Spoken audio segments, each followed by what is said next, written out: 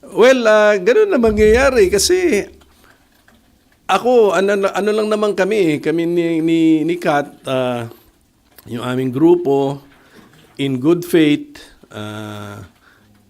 kami po yung naimbitahan maging aktibo sa District 1 ng Marikina.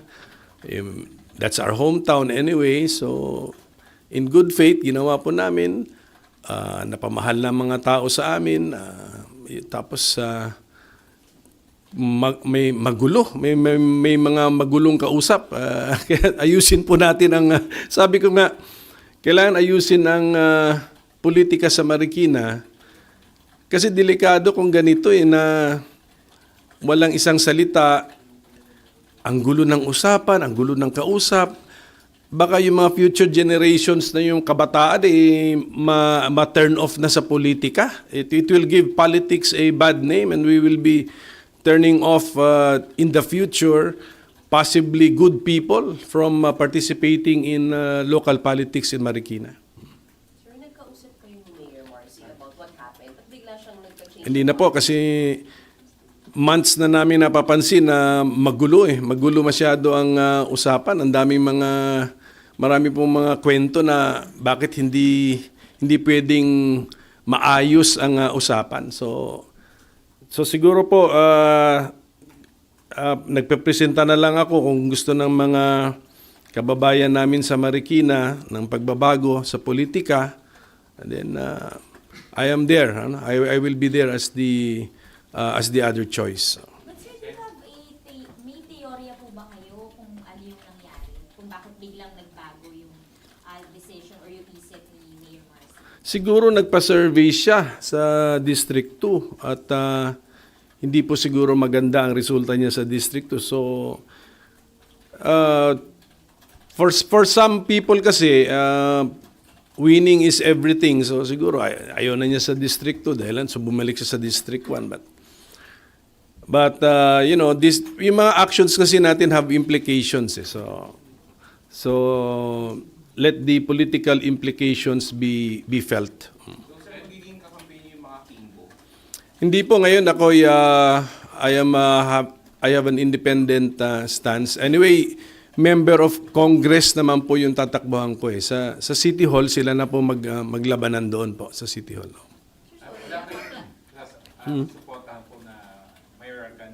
Sa ngayon wala pa.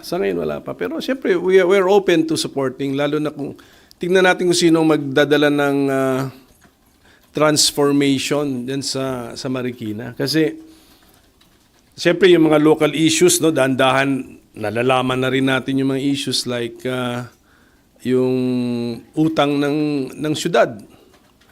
Malaki.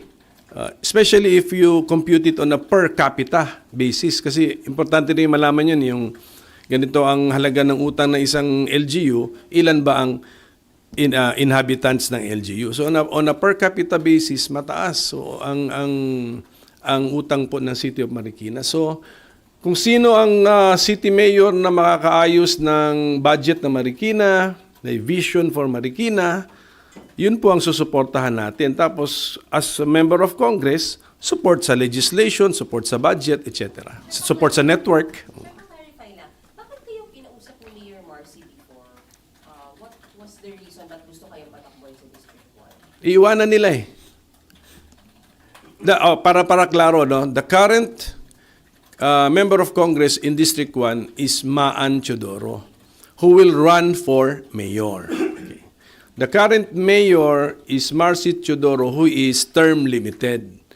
Okay. He could have run in District 1, but there is another political force in Marikina based in District 2, and he wanted to now face that political force in District 2. So he will transfer to District 2. So bakante si District 1. Sabi niya, you come in, kayo mag-asawa, you come in and then you're welcome to run in District 1. So, yan pong usapan namin. Klarong-klaro. And sabi nga niya, to show good faith, nag-transfer na ako sa District 2. Totoo naman. February 2024, if I'm not mistaken, nag-apply po siya as transfer of voters sa District 2. And then September 26, 2024, bumalik sa District 1. So maybe there was a survey na hindi niya nagustuhan ang resulta. Since sa election law natin, pwede po yun. Yung, ganun yung period ng transfer. Katulad nga na sinabi ko, yung mga palipat-lipat, there will be political implications, possible legal implications. So, paubaya ko na sa mga election lawyers po yan.